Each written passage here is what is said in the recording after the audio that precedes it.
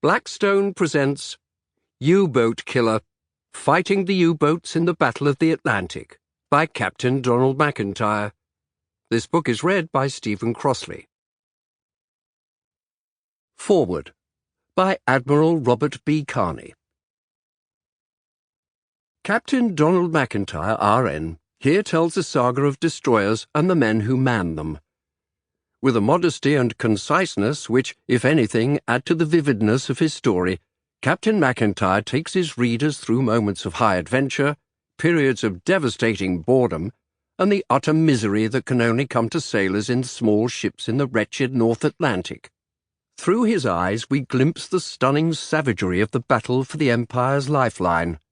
It is an intensely human story, devoid of melodramatic embellishment, but it also points up the stark need for effective sea power in an era in which it is difficult to retain a sense of perspective in the face of the dramatic developments in the field of mass destruction weapons. And yet, in spite of the deep underlying seriousness of Captain Macintyre's account, one can discern the ever-present Scottish twinkle which made him a delightful and never-to-be-forgotten companion. Captain Macintyre has not only written an intensely interesting and human story, he also makes one aware of the value of stamina and character. He teaches a military lesson for the tactician and the leader, but there is an even greater lesson underlying his account of the grim struggle which finally brought the German submarine service to its knees and saved a valiant Britain in a dark and desperate hour.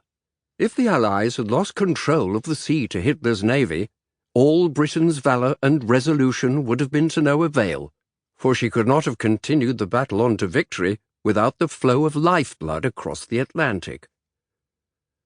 What was true in those days, and in other well-remembered days along the Atlantic sea lanes in World War I, is just as true today, and possibly even more significant.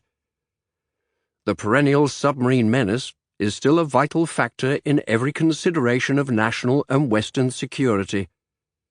Considering the vastly greater number of submarines available to the USSR today, in comparison with what Hitler had to work with, the gravity of the situation cannot be disregarded.